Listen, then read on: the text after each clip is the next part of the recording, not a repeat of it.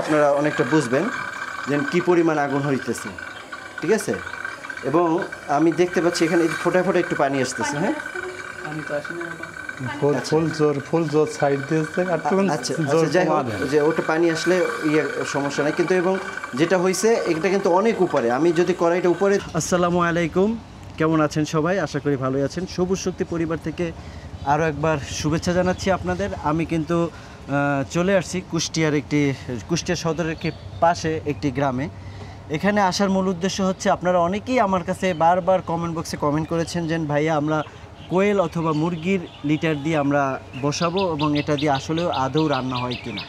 এখানে দেখতে পাচ্ছেন পাশাপাশি আমাদের দুইটা সবুজ শক্তি বায়োগ্যাস প্ল্যান্ট বসেছে এবং তারা কিন্তু দুজনেই কোয়েলের যে বিষটা সেটা দিয়ে রান্না করে এবং কোয়েলের বিষটা দিয়ে রান্না করার মানে শর্ত হচ্ছে আপনি এখানে কোনো কাঠের বা যে ধানের যে ভুসি এটা থাকা যাবে না। পিওর লেয়ারটা যদি আপনি কন্ট্রোল করতে পারেন, যতটুকু পানি দিবেন ততটুকু আপনি তার ঠিক অর্ধেক পরিমাণ আপনি দিবেন কোয়েলের বিষটা দিয়ে এটার গোলায় এখানে ভিতরে দিতে হবে। তো ওনারা কিন্তু অনেক দিন যাবত রান্নাবান্না করতেছে এবং আমরা আজকে প্র্যাকটিক্যালি দেখাবো এবং পরিচিত হব আমাদের সেই ভাইয়ের সাথে যিনি এই প্ল্যানটা বসাইছে এবং আমরা জানবো উনি আসলে মূলত কীভাবে কোথা থেকে অর্ডার করেছে। আসসালামু আলাইকুম ভাই। ওয়ালাইকুম আসসালাম। আপনার নামটা একটু বলবেন? আমার নাম মোহাম্মদ আব্দুল গনি দুলাল। আপনি আব্দুল গলিল দুলাল ভাই। দুলাল ভাই, আপনি এটা বসাইছেন, আপনাকে এই প্ল্যানটার সম্পর্কে ধারণা কে দিয়েছে আগে প্রথম? ধারণা আমার ছোট ভাইয়ের কাছ থেকে।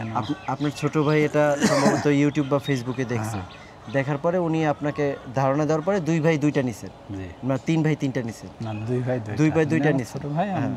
তো দুই ভাই দুইটা নেয়ার পরে আপনি যখন বসানোর পরে নিয়ম মতো কোম্পানি যে কাজটা করতে বলেছে এটা তো সবই করেছে। আপনি কি ব্যবহার করেন এটার ভিতরে? এটা আপনার কোয়েল পাখির বিষটা। কোয়েল পাখির বিষটার এখান থেকে ঢেলে দেন। কতদিন পর পর দিচ্ছেন আপনি? একদিন পর পর দিচ্ছে। মানে প্রতিদিন কোয়েল পাখির বিষটা আপনার দিতে হচ্ছে না? না। তাতে কি 3 বেলা রান্না বান্না হচ্ছে?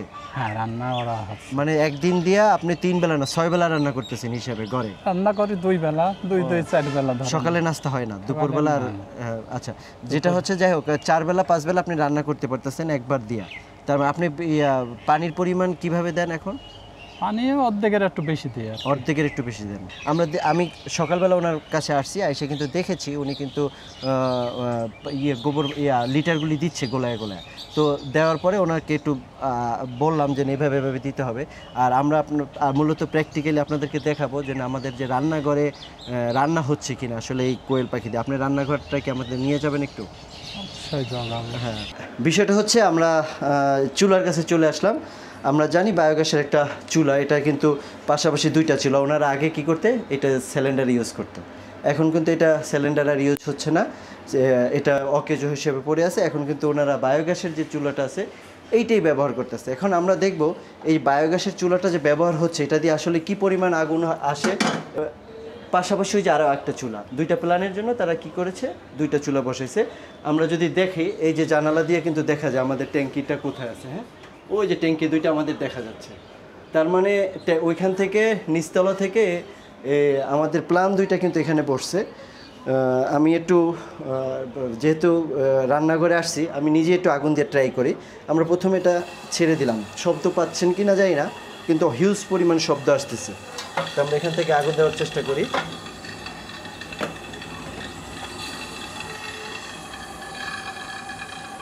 এই হচ্ছে আমাদের আগুনের পরিমাণ, মাশাআল্লাহ। যদিও মানে দিনের আলোতে কি হয় আগুনের পরিমাণটা বোঝা যায় না, বোঝার জন্য আমরা একটা যদি কড়াই দিলে আপনারা অনেকটা বুঝবেন যে কি পরিমাণ আগুন হইতেছে, ঠিক আছে। এবং আমি দেখতে পাচ্ছি এখানে ফোটায় ফোটায় একটু পানি আসতেছে। হ্যাঁ, ফুল জোর সাইড দিয়েছে আর আচ্ছা যাই হোক, যে ওটা পানি আসলে সমস্যা নাই, কিন্তু এবং যেটা হয়েছে এটা কিন্তু অনেক উপরে। আমি যদি কড়াইটা উপরে ধরি তার মানে উপর থেকে আমাদের আগুনটা হচ্ছে। আমরা এই পর্যায়ে কথা বলবো যিনি রান্না করে, ঠিক আছে। ভাবি একটু ওখানে দাঁড়িয়ে কথা বলেন, আমি প্রশ্ন করি। আচ্ছা, রান্না তো আপনিই করতেছেন ভাবি, না? আচ্ছা, আপনি মানে গোবর পানি যা যতটুকু গোবর তো না, আপনার কোয়েলের বিষটা, এটা আপনার কোয়েলের বিষটা কোথায় রাখছেন? ছাদে আপনাদের খামার কোথায়? ছাদে খামার। কতগুলা কোয়েল আছে আপনার? 1000। 1000 কোয়েল দিয়ে হচ্ছে? জি। তার মানে আপনি তো প্রতিদিন দিচ্ছেন না, একদিন পর জি না, পর? একদিন পর পর দেই। আচ্ছা, একদিন পর পরে দেন। এই যে রান্না বান্না করতেছেন তাতে কি আপনার কোনো সমস্যা হচ্ছে? জি না, সমস্যা দেখা যাচ্ছে না। সমস্যা দেখা যাচ্ছে না, তার মানে আপনি 3 বেলা রান্না বান্না করতে পারেন। জি অনেকে বলে যে রান্না করলে খাবার দিয়ে গন্ধ আসবে, অনেকে আমাকে কমেন্ট করে, এই ব্যাপারে আপনি কি বলবেন? আপনি কি খাবার জি দিয়ে না, করেন? আমরা তো গন্ধ পাচ্ছি না। কেন? এমনিতে ফার্স্টে যখন চুলাটা জ্বালানো হয় তখন একটু গ্যাসের গন্ধটা আসে।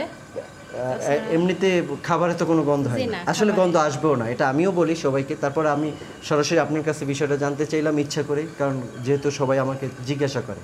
এখন বিষয়টা হচ্ছে যে গন্ধটা আসে এটা তো আমরা আগুন দিয়ে পোড়ায় ফেলি। এটা যেহেতু একটা মিথেন গ্যাস, আর মিথেন গ্যাস পোড়ায় ফেললে এটা আর গন্ধ থাকে না, এটা তো বাতাসের সাথে মিশে যায়, এটা খাবারে কোনো গন্ধ হওয়ার সম্ভাবনা নেই।